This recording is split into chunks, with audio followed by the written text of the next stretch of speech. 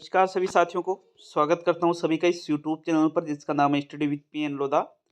साथियों, राजस्थान के शैक्षिक परिदृश्य के अंतर्गत आपके जैसे शैक्षिक नवाचार का टॉपिक है, शैक्षिक तकनीकी का टॉपिक है, एनईपी 2020 का है टॉपिक, एसएमसी है, आरटी 2011 है, आरटी 2009 है और इसके अलावा भी अन्य जो भी आपके टॉपिक है साथियों इस भाग से, तो उनसे संबंधित 20 बहुत ही महत्वपूर्ण प्रश्न आज आपके लिए लेकर आया हूं। और ये शैक्षिक परिदृश्य से पेपर नंबर 22 है। टोटल 30 टेस्टों की ये सीरीज है और प्रत्येक टेस्ट में 20 क्वेश्चन लिए जा रहे हैं। तो 30 इंटू 20 3 दूनी 6 मतलब टोटल 600 प्रश्न आपको यहाँ पर शैक्षिक परिदृश्य के करवाए जा रहे हैं।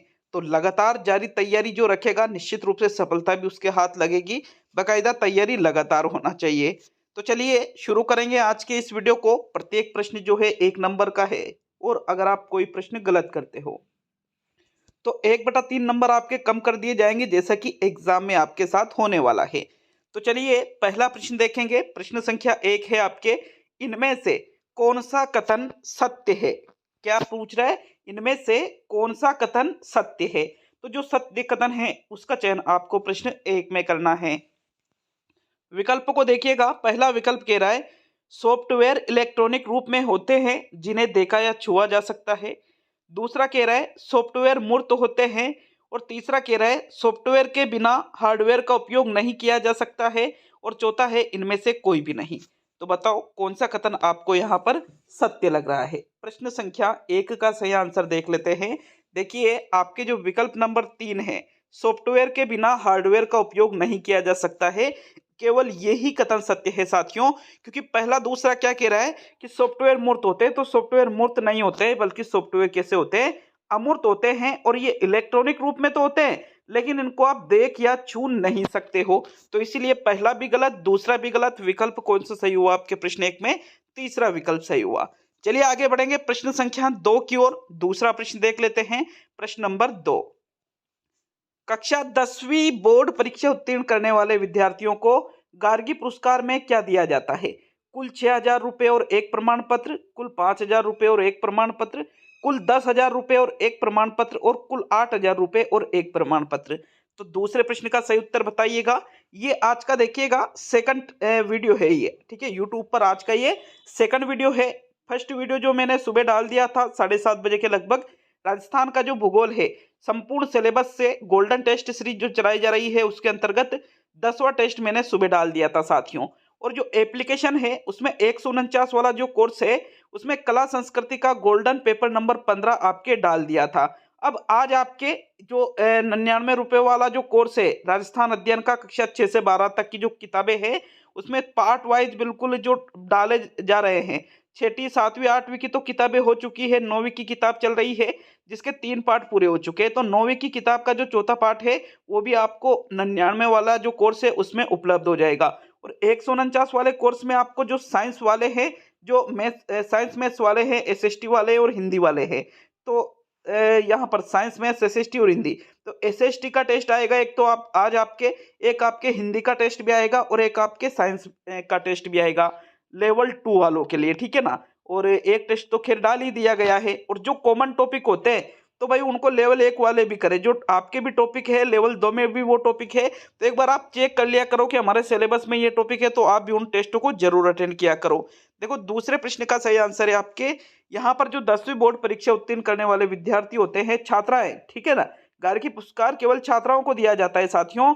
और पहले तो राशि 5,000 थी लेकिन अब कुल राशि कितनी कर दी गई है? 6,000 और एक प्रमाण पत्र दिया जाता है। इसी वजह से आपके प्रश्न 2 में कौन सा विकल्प सही रहेगा? विकल्प 1 सही रहेगा। प्रश्न संख्या 3 की ओर बढ़ेंगे साथियों। तीसरा प्रश्न देख लेते हैं। देखिएगा प्रश्न नंबर 3 है, सूचना तकनीकी कानून कब आया था? 18 अक्टूबर 1999, 18 अक्टूबर 2000, 18 अक्टूबर 2001 और 18 अक्टूबर 2002।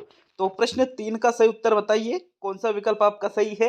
देखो सूचना तकनीकी कानून की हम बात करेंगे और सूचना तकनीकी कानून आया था 18 अक्टूबर 2000 ईस्वी को। कब आया था? सन 18 अक्टूबर, मतलब डेट थी 18 अक्टूबर सन 2000 ईस्वी में। विकल्प 2 आपके प्रश्न 3 का सही आंसर है। प्रश्न संख्या 4 की ओर बढ़ेंगे साथियों। चौथा प्रश्न देख लेते हैं। देखिए प्रश्न नंबर 4, इनमें से कौन सा एक सही नहीं है? मतलब जो गलत है उसका चयन आपको प्रश्न 4 में करना है। विकल्प को देखिएगा। एडुसेट मुख्य रूप से विद्यालय, महाविद्यालय तथा उच्च स्तर की शिक्षा की संबद्धता के प्रदान करने हेतु है। दूसरा विकल्प कह रहा है एडुसेट का कार्य अनौपचारिक शिक्षा तथा विकासात्मक संप्रेषण को सहायता प्रदान करता है। तीसरा विकल्प है एडुसेट भारतीय उपग्रह है जो विधिक रूप से शिक्षा की सेवा हेतु है। और चौथा विकल्प है एडुसेट मुख्य रूप से शहरी क्षेत्र केंद्रित व्यवस्था है। तो प्रश्न संख्या 4 में कौन सा विकल्प सही है? जो कथन आपको सही नहीं लग रहा है उसका चयन आपको प्रश्न 4 में करना है। देखिए चौथे प्रश्न का सही आंसर देख लेते हैं। आपके जो विकल्प नंबर 4 है साथियों, एडुसेट जो है मुख्य रूप से शहरी क्षेत्र केंद्रित व्यवस्था ही नहीं बल्कि ये तो सभी के लिए है। इसी वजह से आपके विकल्प नंबर जो 4 है ये क्या हुआ, एक असत्य कथन हुआ, ये सही नहीं है। तो चौथा प्रश्न में चौथा ही विकल्प आपका सही है। बाकी तीसरा, दूसरा और पहला विकल्प यहाँ पर सत्य कथन है। चलिए आगे बढ़ेंगे प्रश्न 5 की ओर। यहाँ आपके फोर्थ विकल्प जो है यह आपका सही आंसर होगा। पांचवा प्रश्न देखेंगे। प्रश्न संख्या 5 में क्या पूछ रहा है? प्रथम राष्ट्रीय शिक्षा नीति कब आई थी?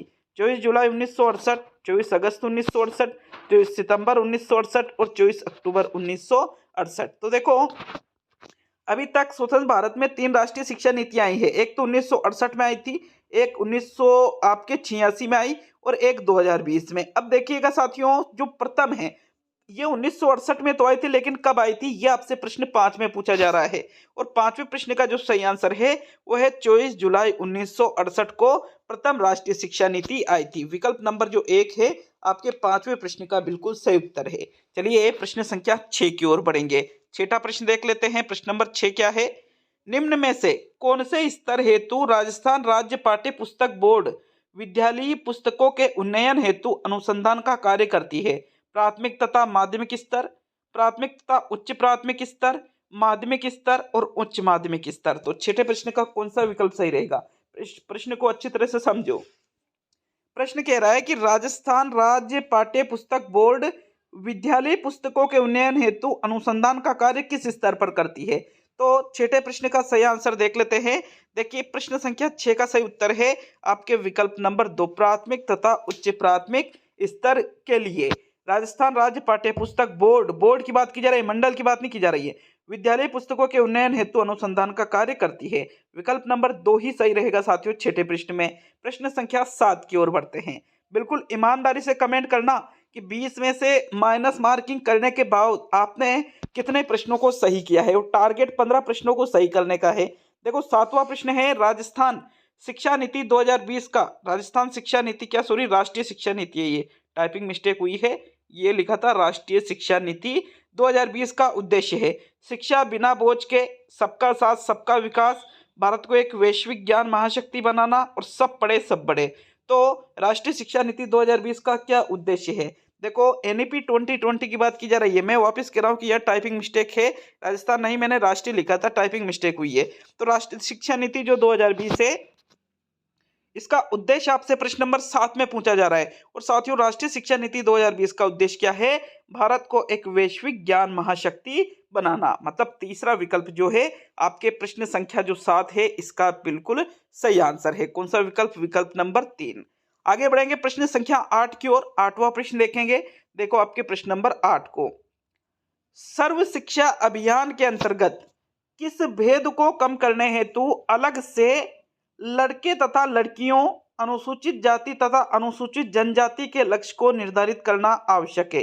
लिंग तथा आर्थिक भेद, लिंग तथा सामाजिक भेद, परिवार तथा स्तर के भेद और आर्थिक तथा सामाजिक भेद। तो प्रश्न संख्या 8 में कौन से विकल्प का चुनाव करोगे? पहला, दूसरा, तीसरा या चौथा विकल्प? देखो सर्व शिक्षा अभियान की बात की जा रही है साथियों। लिंग किस भेद को कम करने के लिए, जो भेद है उसको कम करने के लिए अलग से लड़के लड़कियों, अनुसूचित जाति अनुसूचित जनजाति के लक्ष्य को निर्धारित करना आवश्यक है। तो आपके प्रश्न संख्या 8 का सही आंसर है विकल्प नंबर 2, लिंग तथा सामाजिक भेद। ठीक है ना। देखो आर्थिक भेद तो इसमें आएगा नहीं, पारिवारिक भेद भी इसमें नहीं आएगा, फिर इसमें भी वापिस आर्थिक आ रहा है, इसी वजह से लिंग तथा सामाजिक भेद इसका सही आंसर है। आगे बढ़ेंगे प्रश्न 9 की ओर। 9वां प्रश्न देख लेते हैं। देखो आपके प्रश्न संख्या 9 में क्या पूछ रहा है? प्रश्न संख्या 9 को थोड़ा समझना पड़ेगा आपको। पुरस्कार योजना प्रारंभ होने के काल क्रमानुसार का सही व्यवस्थित रूप है। विकल्प देखिएगा, गार्गी पुरस्कार योजना, आपकी बेटी योजना, नन्ही कली योजना और बालिका प्रोत्साहन योजना। दूसरा कह रहा है गार्गी पुरस्कार योजना, नन्ही कली योजना, आपकी बेटी योजना और बालिका प्रोत्साहन योजना। तीसरा विकल्प कह रहा है गार्गी पुरस्कार योजना, बालिका प्रोत्साहन, आपकी बेटी योजना और नन्ही कली। और चौथा कह रहा है गार्गी पुरस्कार योजना, आपकी बेटी योजना, बालिका प्रोत्साहन और नन्ही कली योजना। तो साथियों, प्रश्न संख्या जो आपके 9 है, ये आपको कालक्रम के अनुसार इनको व्यवस्थित करना है कि सबसे पहले कौन सी आई थी, फिर दूसरे नंबर पे कौन सी आई थी, फिर तीसरे नंबर पे कौन सी आई थी और फिर चौथे नंबर पे कौन सी आई थी। तो देखो चारों ही विकल्प में गार्गी पुरस्कार योजना सबसे पहले दे रखी है। गार्गी पुरस्कार योजना कब आई थी? सन 1998 में आई थी। तो बिल्कुल चारों में ही पहला विकल्प सही है। अगर हम बात करें तो इसके बाद आई थी आपकी बेटी योजना, फिर नन्ही कली योजना, फिर बालिका प्रोत्साहन योजना। इस वजह से पहला विकल्प जो है आपके 9वें प्रश्न में सही है। देखो अगर हम देखें तो गार्गी पुरस्कार योजना कब आई थी साथियों? 1998 में आई थी। फिर जो आपकी बेटी योजना जो है साथियों, ये कब आई थी? 2005 में आई थी, 2004-5 में। नन्ही कली योजना कब आई थी? 2006-7 में। और बालिका प्रोत्साहन योजना कब आई थी? 2008-9 में। ठीक है, चलिए अगले प्रश्न की ओर बढ़ेंगे। आप प्रश्न नंबर 10 क्या कह रहा है? शिक्षा का अधिकार अधिनियम 2009 को लागू करना क्यों आवश्यक था? विकल्प देखिएगा। क्योंकि भारतीय संविधान की धारा 45 बालकों की शिक्षा के उद्देश्य को पूरा नहीं कर रही थी। दूसरा है बालकों को दिए गए मूल अधिकार के अनुसार गुणवत्तापूर्ण शिक्षा की संरचना उपलब्ध कराने हेतु। तीसरा है बालकों की शिक्षा को संविधान में मूल अधिकार बनाने हेतु। और चौथा है क्योंकि राज्य के नीति निर्देशक तत्व निर्देश थे, उन्हें लागू नहीं किया जा सकता था। तो प्रश्न संख्या आपके 10 में कौन सा विकल्प सही है? देखो आरटी 2009 को लागू करना क्यों आवश्यक था, ऐसा आपसे प्रश्न संख्या 10 में पूछा गया है। और 10वें प्रश्न का सही आंसर अगर हम देखें तो साथियों विकल्प नंबर जो 2 है, बालकों को दिए गए मूल अधिकार के अनुसार गुणवत्तापूर्ण शिक्षा की संरचना उपलब्ध कराने हेतु ही शिक्षा का अधिकार अधिनियम 2009 लागू करना आवश्यक था। सेकंड विकल्प आपके प्रश्न संख्या 10 का सही उत्तर है। प्रश्न 11 की ओर बढ़ेंगे साथियों। 11वां प्रश्न देखेंगे, शिक्षा वाणी का प्रसारण किसके माध्यम से होता है? दूरदर्शन, चैनल 4, आकाशवाणी और इनमें से सभी। तो 11वें प्रश्न का सही आंसर देखिएगा। प्रश्न संख्या 11 का सही उत्तर है आपके विकल्प नंबर 3, आकाशवाणी। देखो शिक्षा वाणी एक शैक्षिक कार्यक्रम है जो रेडियो पर प्रसारित होता है। और एक है शिक्षा दर्शन। शिक्षा दर्शन तो दूरदर्शन में प्रसारित होता है और जो शिक्षा वाणी है साथियों ये आकाशवाणी में प्रसारित होती है। तो विकल्प आपका कौन सा सही हुआ? फिर 11वें प्रश्न में जो थर्ड विकल्प है यही आपका सही आंसर है प्रश्न संख्या 11 का। आगे बढ़ेंगे साथियों प्रश्न संख्या 12 की ओर। देखो 12वां प्रश्न देख लेते हैं। प्रश्न नंबर 12 में आपसे क्या पूछ रहा है? बिल्कुल आप ईमानदारी से कमेंट करना, ईमानदारी से, क्योंकि बहुत सारे बच्चे हैं जो कमेंट सही से नहीं करते हैं। तो मैं उनसे रिक्वेस्ट करता हूं कि बिल्कुल ईमानदारी से आप कमेंट किया करो कि भाई इतने प्रश्न आपके सही हो रहे हैं। और अच्छा लगे वीडियो तो वीडियो को एक लाइक जरूर कर दिया करो यार। देखो 12वां प्रश्न है, शिक्षण का सत्तावादी स्तर केंद्रित है? शिक्षक केंद्रित, शिशु केंद्रित, प्रधानाध्यापक केंद्रित और अनुभव केंद्रित। कौन सा विकल्प सही है? प्रश्न संख्या 12 में शिक्षण का सत्तावादी स्तर पूछा गया है। 12वें प्रश्न का सही आंसर देखें तो आपके प्रश्न संख्या 12 का सही आंसर है विकल्प नंबर 1, शिक्षक केंद्रित। क्योंकि सत्तावादी का मतलब क्या होता है? सत्तावादी स्तर मतलब जो चाहे वो कर ले। तो ये शिक्षक केंद्रित शिक्षा रहेगी तो उसके अनुसार पढ़ाएगा। इसी वजह से सत्तावादी स्तर केंद्रित में किसको माना जाता है? शिक्षक केंद्रित को। विकल्प 1 आपके प्रश्न संख्या 12 का सही उत्तर है। चलिए आगे बढ़ेंगे मित्रों प्रश्न संख्या 13 की ओर। 13वां प्रश्न देखेंगे। प्रश्न संख्या 13 में क्या है? दीक्षा का पूरा नाम क्या है? Digital infrastructure for knowledge sharing, digital infrastructure शिक्षा, डेकोरेशन एजुकेशन इंस्टीट्यूट और डार्क इंफॉर्मेशन सिस्टम। तो साथियों दीक्षा का पूरा नाम आपसे पूछा गया है प्रश्न संख्या 13 में। 13वें प्रश्न का सही विकल्प जो है उसका चुनाव करिएगा। देखो राइट आंसर देख लेते हैं। दीक्षा के पूरे नाम की बात करेंगे हम, ठीक है ना। दीक्षा, ये DIKSHA, ठीक है ना। दीक्षा इस प्रकार से हम लिखते हैं। अब डी से क्या बनता है? तो डी से बनता है डिजिटल। क्या बनता है? डिजिटल बनता है, ठीक है। तीसरा चौथा तो गलत हो गया। आई से बनता है इंफ्रास्ट्रक्चर। क्या बनता है? इंफ्रास्ट्रक्चर। फिर इसके बाद में 4 के से बनता है नॉलेज और SHA से बनता है शेयरिंग। तो digital infrastructure for knowledge sharing Diksha का पूरा नाम है। विकल्प नंबर कौन सा सही हुआ आपके 13वें पृष्ठ में? जो प्रथम विकल्प है यही आपके प्रश्न संख्या 13 का सही आंसर है। नेक्स्ट 14वें प्रश्न की ओर बढ़ते हैं। देखो 14वां प्रश्न क्या पूछ रहा है?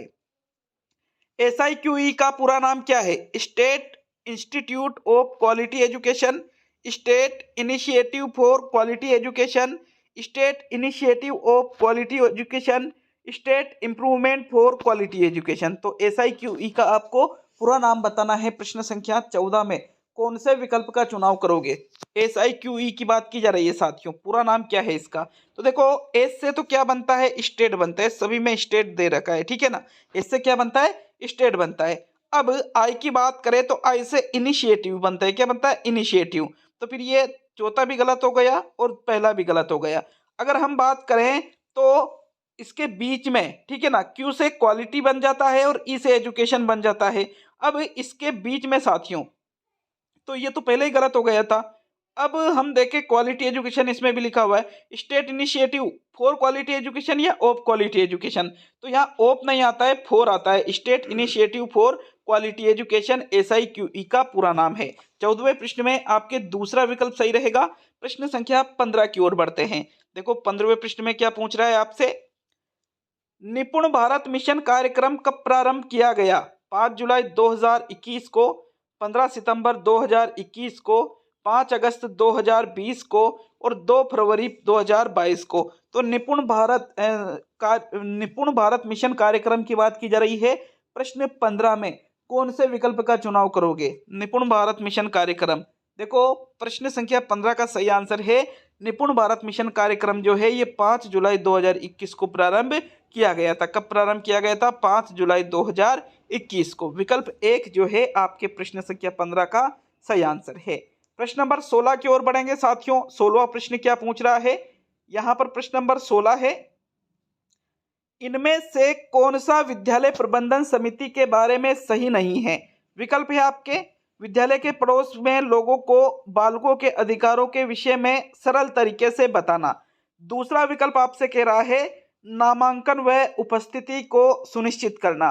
तीसरा विकल्प कह रहा है विद्यालय में मध्याह्न भोजन योजना का प्रबोधन करना। और चौथा कह रहा है अध्यापक प्रशिक्षण की योजना तैयार करना। तो 16वें प्रश्न का सही आंसर बताइएगा, कौन सा विकल्प आपके प्रश्न नंबर 16 में सही है?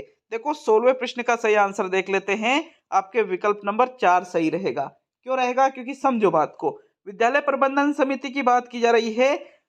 SMC का कार्य अध्यापक प्रशिक्षण की योजना तैयार करना होता है क्या? ये तो NCTE IASE इनका कार्यक्रम होता है ना, इनकी ये योजना तो ये तैयार करती है। SMC थोड़ी विद्यालय में SMC थोड़ी अध्यापकों को प्रशिक्षण की योजना तैयार करेगी। तो यहाँ इसी वजह से फोर्थ विकल्प जो है आपके 16वें प्रश्न का सही आंसर है। देखो नामांकन व उपस्थिति को सुनिश्चित करना भी इसके बारे में सही है, क्योंकि अगर MDM चलेगा, जो MDM चलेगा उससे का जो कार्य है, नहीं MDM तो नीचे वाला है। अगर विद्यालय प्रबंधन समिति है उसके जो अध्यक्ष वगैरह है अभिभावकों को बनाया जाता है ताकि उनके बालकों के बारे में उनको लगातार जानकारी मिलती रहे। तो ये भी इसका उद्देश्य हो जाता है। मध्याह्न भोजन योजना का प्रबोधन करना कि भाई कोई कमी तो नहीं आ रही है, ये भी SMC देख लेती है। और जो विद्यालय के पड़ोस में लोग हैं उनको बालकों के क्या क्या अधिकार है इस विषय में सरल तरीके से भी SMC बता सकती है। तो ये तीनों कार्य कर सकती है, लेकिन चौथा विकल्प नहीं हो सकता है, ये कार्य SMC का नहीं है साथियों। विकल्प 4 आपके प्रश्न 16 का सही उत्तर है। प्रश्न नंबर 17 की ओर बढ़ते हैं। देखो 17वां प्रश्न, हवा महल कार्यक्रम का प्रसारण किया जाता है सप्ताह में एक दिन शनिवार को, सप्ताह में एक दिन मंगलवार को, सप्ताह में एक दिन रविवार को और सप्ताह में एक दिन बुधवार को। तो देखो हवा महल जो कार्यक्रम है इसके प्रसारण की बात प्रश्न नंबर 17 में पूछी गई है। और हवा महल कार्यक्रम जो है अगर हम देखें इसके प्रसारण के बारे में, तो साथियों इसका जो प्रसारण है सप्ताह में एक दिन किया जाता है। और किस दिन किया जाता है? शनिवार के दिन किया जाता है। तो सप्ताह में एक दिन शनिवार को हवा महल कार्यक्रम का प्रसारण किया जाता है। विकल्प नंबर जो 1 है आपके प्रश्न संख्या 17 का सही उत्तर है। 18वें प्रश्न की ओर बढ़ेंगे मित्रों। प्रश्न संख्या 18 में क्या पूछ रहा है? शैक्षिक सेवाओं के लिए समर्पित भारत का पहला उपग्रह कौन सा है? कलाम सेट 5, प्रथम, स्वयं फर्स्ट और एड्यूसेट। तो साथियों प्रश्न 18 में कौन सा विकल्प सही रहेगा? शैक्षिक सेवाओं के लिए समर्पित भारत का पहला उपग्रह आपसे प्रश्न 18 में पूछा गया है। और 18वें प्रश्न का सही आंसर देखते हैं, कौन सा विकल्प सही आएगा आपके। शैक्षिक सेवाओं के लिए समर्पित भारत का पहला उपग्रह है एडुसेट। कौन सा है? एडुसेट है। विकल्प नंबर 4 आपके प्रश्न संख्या 18 का बिल्कुल सही आंसर है। चलिए सेकंड लास्ट प्रश्न की ओर बढ़ते हैं साथियों। 19वां प्रश्न क्या कह रहा है। अभी तक भी वीडियो को लाइक नहीं किया है तो लाइक करके जरूर जाइएगा, और अच्छा लगे वीडियो तो शेयर भी करिएगा। अभी आपने ऐप को डाउनलोड नहीं किया, देखो 7000 के लगभग स्टूडेंट ऐसे हैं जिन्होंने ऐप को डाउनलोड कर रखा है और उनका बिल्कुल उपयोग कर रहे हैं साथियों ऐप में। तो आप रीट मेंस की तैयारी कर रहे हो तो निश्चित रूप से ऐप को जरूर डाउनलोड कर लेना, क्योंकि अभी तक 149 वाला जो कोर्स है इसमें 140 के लगभग टेस्ट डाल दिए गए हैं। और साथियों कम से कम 200 टेस्ट और आपको इस ऐप में, मतलब इस 149 रुपए वाले कोर्स में मिलने वाले हैं। बिल्कुल ऑथेंटिक किताबों से आपके लिए ये टेस्ट बनाए जा रहे हैं। तो 19वां प्रश्न है आपके, मुख्यमंत्री बाल गोपाल योजना संचालित है कक्षा 1 से 5 तक, कक्षा 1 से 8 तक, कक्षा 1 से 10 तक और कक्षा 1 से 12 तक। देखो मुख्यमंत्री बाल गोपाल योजना इनमें से किस कक्षा से किस कक्षा तक संचालित है, ऐसा आपसे प्रश्न 19 में पूछा जा रहा है। और 19वें प्रश्न का सही आंसर क्या रहेगा, कक्षा 1 से लेकर के कक्षा 8 तक। किस कक्षा से किस कक्षा तक? कक्षा 1 से लेकर के कक्षा 8 तक मुख्यमंत्री बाल गोपाल योजना का संचालन किया जा रहा है, जिसमें पाउडर मिल्क के माध्यम से दूध बनाया जाता है। मतलब जो मिल्क पाउडर होता है उससे साथियों दूध बनाकर बच्चों को पिलाया जाता है सप्ताह में 2 दिन, एक तो मंगलवार के दिन और एक शुक्रवार के दिन। अगर इन दिन छुट्टी हो, जैसे मंगलवार को छुट्टी आ गई या शुक्रवार को छुट्टी आ गई तो शनिवार को पिलाना है, मंगलवार को छुट्टी आ गई तो बुधवार को पिलाना है। ठीक है, प्रश्न संख्या 20 की ओर बढ़ेंगे। 20वां प्रश्न देख लेते हैं मित्रों, प्रश्न संख्या 20 अंतिम प्रश्न है आज का ये। शिक्षा के लिए जिला सूचना प्रणाली डाइस किसने विकसित की? न्यूपा ने विकसित की, एनसीईआरटी ने विकसित की, एसआईईआरटी ने विकसित की और आईआईएसई ने विकसित की। तो 20वें प्रश्न का सही आंसर बताइए, कौन सा विकल्प आपके प्रश्न 20 में सही है। देखो 20वें प्रश्न का सही आंसर है आपके विकल्प नंबर 1, न्यूपा के द्वारा ही शिक्षा के लिए जिला सूचना प्रणाली विकसित की गई थी साथियों। तो ये आपके कंप्लीट होता है पेपर नंबर 22 जो शैक्षिक परिदृश्य का है। अब इसके आपके 8 टेस्ट और आने वाले हैं, ठीक है ना। 8 टेस्ट भी आपको रेगुलर मिलते रहेंगे, राजस्थान जीके के टेस्ट रेगुलर मिलते रहेंगे। और जैसे ही ये 8 टेस्ट कंप्लीट होते हैं हम यूट्यूब पर भी सब्जेक्ट के टेस्ट स्टार्ट कर देंगे। तो चलिए मिलेंगे अगले वीडियो में। बहुत बहुत धन्यवाद सभी का वीडियो को पूरा देखने के लिए।